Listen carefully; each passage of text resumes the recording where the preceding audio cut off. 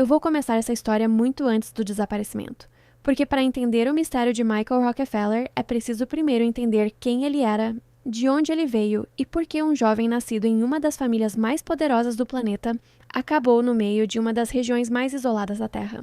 Michael Clark Rockefeller nasceu em 18 de maio de 1938. Ele era filho de Nelson Rockefeller e Mary Todd Hunter Rockefeller. Seu pai era uma das figuras políticas mais influentes dos Estados Unidos naquele período. Nelson Rockefeller era governador de Nova York e anos depois se tornaria vice-presidente do país. Além disso, ele fazia parte da famosa família Rockefeller, uma das dinastias mais ricas e poderosas da história americana.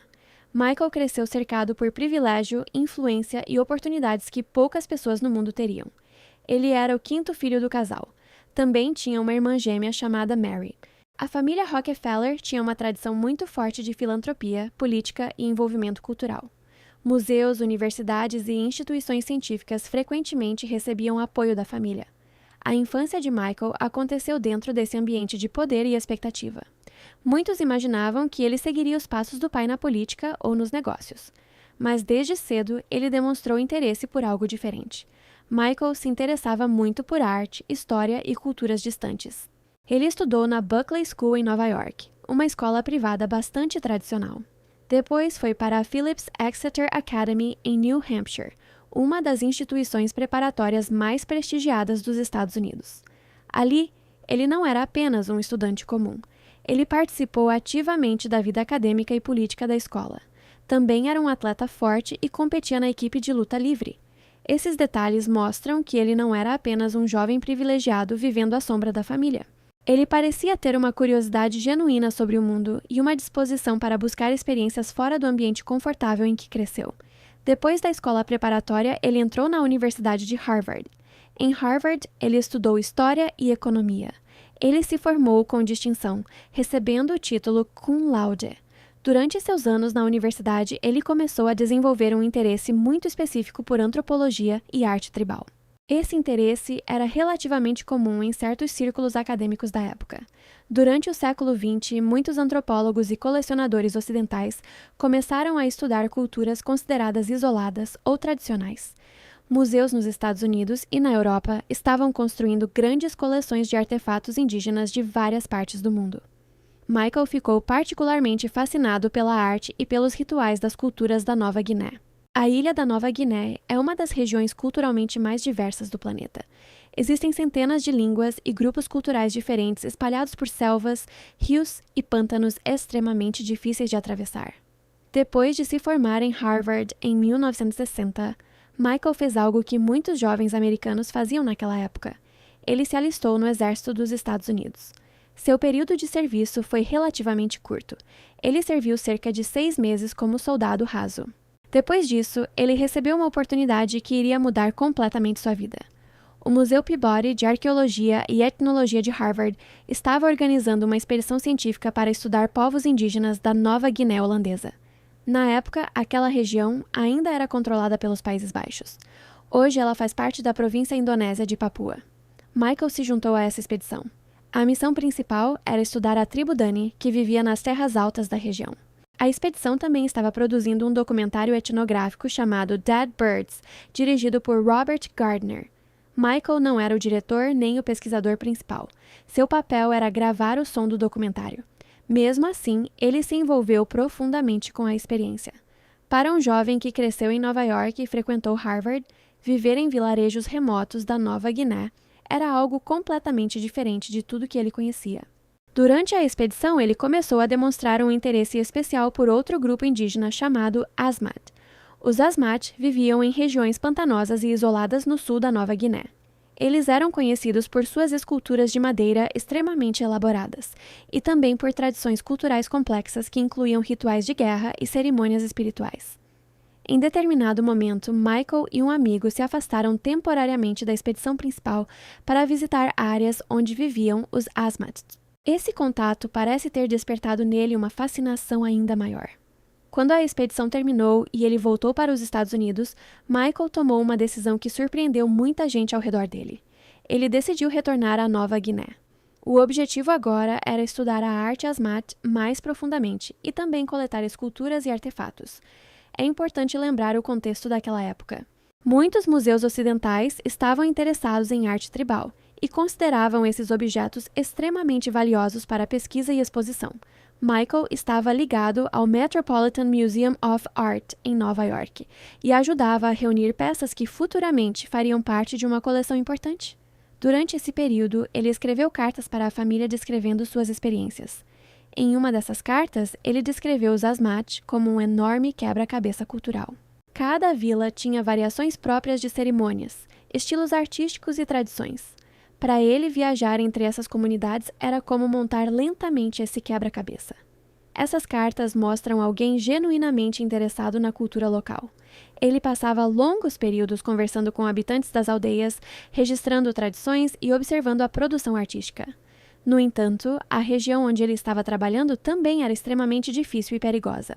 Os rios eram largos e cheios de correntes imprevisíveis. Grandes áreas eram cobertas por pântanos. Além disso, existiam crocodilos de água salgada, tubarões que podiam entrar em estuários e uma série de doenças tropicais. Mesmo assim, Michael continuou viajando pela região com pequenos barcos e canoas motorizadas. Em novembro de 1961, aconteceu o evento que transformaria sua história em um dos maiores mistérios do século XX. No dia 17 de novembro, Michael estava viajando com um antropólogo holandês chamado René Wassing. Eles estavam em uma embarcação relativamente simples, uma espécie de canoa grande equipada com motor. Eles estavam cerca de 5 quilômetros da costa, quando uma série de ondas começou a entrar no barco. Em pouco tempo, a embarcação ficou pesada demais e acabou virando. Michael e Wassing conseguiram se agarrar ao casco virado da embarcação. 2 guias locais que estavam com eles decidiram nadar até a costa para buscar ajuda. Os 2 homens ficaram horas esperando no mar. Com o passar do tempo, a situação começou a ficar desesperadora. Em algum momento, na manhã de 19 de novembro, Michael olhou para Wassing e disse algo que se tornaria famoso nos relatos do caso. Ele disse algo como: "Acho que consigo chegar até lá." Então ele entrou na água e começou a nadar em direção à costa. Naquele momento, o barco estava a uma distância estimada de cerca de 19 quilômetros da terra firme. René Wassing permaneceu agarrado à embarcação. Ele seria resgatado no dia seguinte. Michael Rockefeller nunca mais foi visto. Assim que a notícia chegou às autoridades coloniais holandesas, começou uma enorme operação de busca. Aviões, barcos e equipes de resgate passaram dias explorando rios, praias e manguezais. A família Rockefeller também mobilizou recursos enormes para tentar encontrá-lo. Mesmo com todos esses esforços, nenhum corpo foi encontrado. Nenhuma peça de roupa foi localizada. Nenhum vestígio claro apareceu. Em 1964, Michael Rockefeller foi oficialmente declarado morto, mas o mistério nunca desapareceu. Desde o começo, várias teorias diferentes começaram a circular. Uma das explicações mais simples é que Michael pode ter se afogado. Nadar quase 20 quilômetros em mar aberto seria extremamente difícil mesmo para um nadador forte. Correntes marítimas, exaustão ou hipotermia poderiam ter levado à morte antes que ele chegasse à terra. Outra possibilidade frequentemente mencionada envolve predadores marinhos. A região possui crocodilos de água salgada e tubarões que ocasionalmente entram em áreas costeiras. Mas existe uma terceira teoria que acabou se tornando a mais famosa. Alguns pesquisadores e jornalistas começaram a considerar a possibilidade de que Michael realmente conseguiu chegar à costa e entrou em território de aldeias Asmat. Na década de 1960, alguns grupos Asmat ainda mantinham tradições de guerra e rituais de vingança entre aldeias. Existem relatos históricos de práticas de canibalismo ritual associadas a esses conflitos. Um jornalista chamado Milt Macklin investigou o caso nos anos 60 e viajou para a região. Ele não acreditava na ideia de que Michael estivesse vivo entre os habitantes locais, mas concluiu que havia indícios circunstanciais de que ele poderia ter sido morto. Uma possível explicação envolve um evento ocorrido alguns anos antes do desaparecimento. Em 1958, uma patrulha colonial holandesa entrou em confronto com homens da aldeia de Otsjanep. Vários habitantes da aldeia foram mortos nesse confronto. Em algumas culturas da região, existia a ideia de ciclos de vingança. Quando membros de uma comunidade eram mortos, a obrigação de vingança podia durar anos. Segundo algumas interpretações, Michael poderia ter sido visto como um representante do mundo exterior que havia causado aquela violência. É importante dizer que essa ideia permanece especulativa. Décadas depois, o jornalista Carl Hoffman investigou novamente o caso e publicou um livro em 2014 chamado Savage Harvest.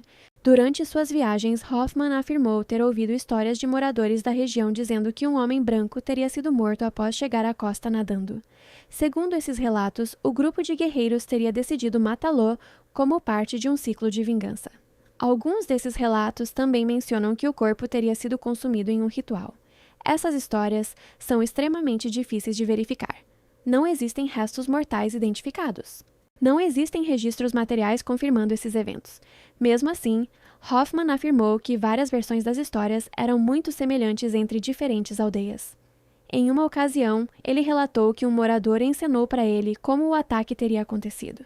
Depois da demonstração, o homem teria pedido para que aquela história não fosse contada para outras pessoas. Segundo o relato, ele disse que aquela história deveria permanecer apenas entre eles. Esses momentos contribuíram para aumentar ainda mais o mistério. Outras teorias também apareceram ao longo dos anos. Algumas pessoas sugeriram que Michael poderia ter sobrevivido e passado a viver entre os habitantes locais. Essa teoria ganhou atenção quando um aventureiro australiano afirmou ter visto um homem branco vivendo com tribos da região. Alguns frames de um filme antigo mostrariam um homem barbudo entre indígenas, mas essa hipótese nunca foi confirmada. A maioria dos pesquisadores considera essa ideia improvável.